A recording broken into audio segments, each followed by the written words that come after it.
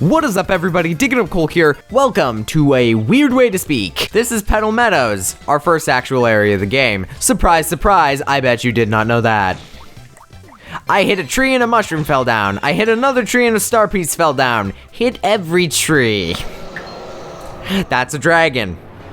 I'm gonna answer everybody's questions before they've asked it. This is a very pretty starting area to the game where they will just give mushrooms away. Speaking of which, I know Mario's health is at like 4 out of 10. I might as well use this. Hang on a minute. If I go into the item menu and hit mushroom, it uses the N64 image for Mario. I mean, cool. I can't complain. Except I can. Just as a word of advice for those of you watching, I should have cleared this up earlier. Not every battle will be shown that I go into. If I've fought an enemy before, I won't show off footage of fighting the enemy again unless there's certain circumstances like I have to show off a new party member, but I've fought the enemy before. For somewhat more efficiency in the videos, because I want to keep these moderately short, at least leave something else for everyone to enjoy, but keep the core experience there if I can. If we go through this pipe, I wonder where it'll lead me. I can't reach that. There's a coin block. I recommend picking up just a bunch of coins as you go. Like, if it's not a nuisance, pick up as many coins as you can, because unlike Goombella's hints, they're useful. Oh hey, I leveled up. Sweet. So now I can show this. At level ups, you can upgrade health, flower points, or badge points. I want to share something from my original playthrough of this game. During my original playthrough of this game, I upgraded nothing but health. Until I couldn't upgrade health anymore. I couldn't beat the game. I hit a switch, and it made a bridge appear from a flip book. It's so beautiful. I suppose this is a weird thing to discuss, but before I played this game, actually one of my favorite videos on the channel, strangely, is the video I did of Super Paper Mario. And funnily enough, I was at the tail end of a cold while recording that video, but that's not why. I mean, that is part of the reason why, but I did a really good job on that, and I'm proud of that. I wanted to bring that up, that I played that game before this, because I think Super Paper Mario is an excellent game. Like, a wonderful, wonderful game. Now, it's different than Paper Mario: The Thousand Year Door, but I mean, come on. It's not bad. I do think Super Paper Mario, because I know it's gotten hate at some point. I don't think it gets as much now as it used to when it first came out. But it is different. It's not a turn-based RPG. It's a platformer more than anything. But it is an excellent game. And I want to bring that up because, I mean, being someone who says this is their favorite game of all time, I think at least someone's gonna expect that I'm like, screw Super Paper Mario, this game is the worst thing ever. I mean, right? Yeah. Okay, I'm gonna save myself some time and money. I made a common mistake while playing this game almost every time I played it until the last time where I actually reviewed the footage. Because I failed the series, I won't live it down. In here, I would typically go into the item shop and buy 2 POW blocks because I thought it was necessary to progress through the game. It's not. You can find these 2 POW blocks on bushes on the way to the areas you need to go. So, inspect every bush if you want to be stingy. Like me, go into the pink house. The beautiful pink house, which Goombella criticized, but you wouldn't know that. He thinks we're thieves. Dude, you've got the wool pulled over your eyes, or in your case, the hair. We need stone keys. And apparently, I need better times to speak. I got an email. Now, I can check it if I want to, but I don't have to. Email's a cool little system in this game, and it makens me hearken. It's in the important things. If you go into it, you'll get emails and stuff, and it makes me think back to the days of ye olde email, back in the 2000s. I was gonna pick up the case, but I don't know where it is. Hey, there's a guy with a hoodie. That must be difficult to put on in the morning. Ooh, a star piece. This is why I shake all the bushes and hit every tree. Not because I'm a serious hater of nature. Ooh, I've got a new enemy here. I am pretty sure this is Koopa Troopa. No, I am wrong. They, right now, are immune to damage until you jump on them and topple them over. And from that point on, you can hit them. Also, this enemy can't move when you topple it over. First POW block, which will be used in literally a second because you can't beat the enemies in the next room without it. Yet I won't consider them bosses. Shake the pillars or interact with the pillars. It's your choice, really.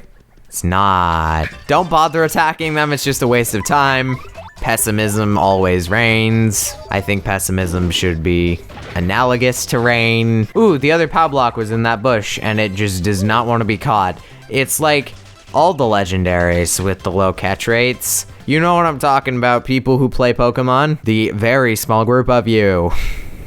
As we all know, very few people play Pokemon. Okay, we've cleared through that area. Now, we talk to that guy. I don't use animated voices anymore. I'm removing the fun from this, but how much more fun do you need when you have bow ties like that? What's hidden in this place? He's giving you a little quiz. Answer the questions correctly, you'll be fine. So, what's hidden in this place is stone keys. 1 Mr. Softener and 1 Fire Flower at the shop in Petalburg. 16 coins. Oh wow, I was actually right. I wasn't even paying attention. The mayor of the Petalburg is the Croup. Where's the crystal star? Hooktail Castle. And the last question is, how did you get from blah blah blah Petal Meadows to Rogueport? I want to go through the options here. 1, boat across the sea, only by air, go through a pipe, which is the answer, and race in a cart. If I picked that answer, I would be so happy, but it's wrong. If you answer all the questions correctly, you get to go into the sewers below. They're actually nice clean sewers as opposed to the one in Rogueport. Over in this box here is multi-bounce, which is... oh my god. You will not believe how amazingly useful that is for fighting groups of enemies. Speaking of which, I think we're gonna be fighting a group of enemies. I have no idea how much health these have, but I'm going to use multi-bounce because it's fun to. The reason I upgraded to flower points first is so I can use multi-bounce because it's so fun to use, and if you don't have a group of spiked enemies, it's really advantageous in battles for enemies with slightly lower health, or if you can work your strategy around it. It's really, I think it's a smart idea to try and achieve a balance, leaning slightly more towards flower points and badge points as opposed to health. Because if you can manage what you're doing, you don't need the health, as opposed to what I used to do, where I'd blindly attack using nothing but hammer. These little guys, I forget what they're called, they can heal themselves without items. If you let them damage you, they will heal for whatever they damaged you. This is the Sunstone. And then you will get subjected to a forced fight. Ooh, I think I'm gonna level up again. So this time I'm gonna upgrade badge points, cause I'm all out, and I know I unlock other stuff relatively quickly. I like to keep badge points and flower points slightly above the preference of health, especially early game, because you do not need anywhere near as much health, especially early on. Now that we're back at center, there's a golden fuzzy who becomes strangely pixelated in the water. We couldn't render. So this golden fuzzy is the boss. I think it has like 20 some odd health. So as a start, just do as much damage to it as you can. It's not a hard boss fight, it's pretty much just a fuzzy. Until he calls in for backup with the fuzzy horde. Now, the fuzzy horde does a lot more damage if you can't block at the right time. It's pretty easy to get the timing down, but you will inevitably screw it up at least once, like me.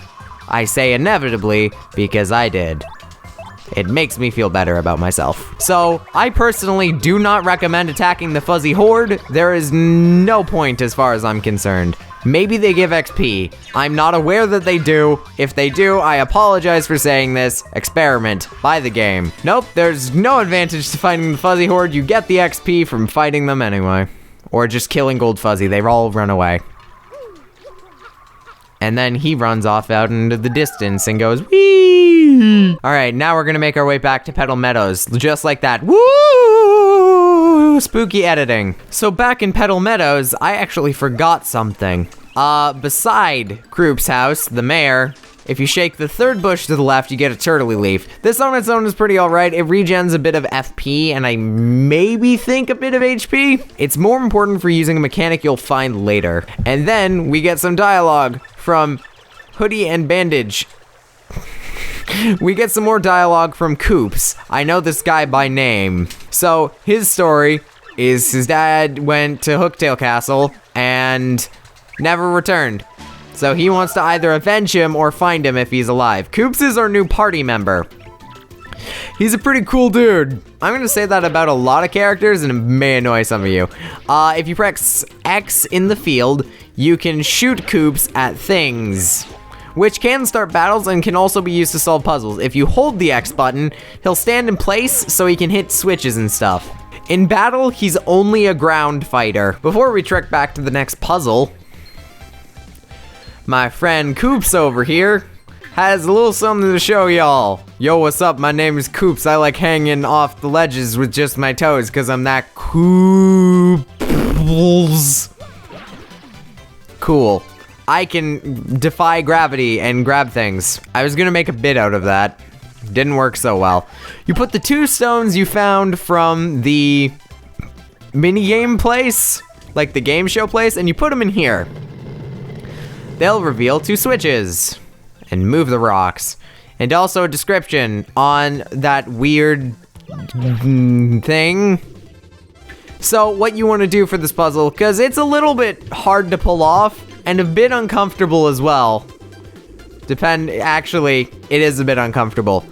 What I typically do is I face this way, put my index finger on X on my right hand and hold it so Koops can stay there.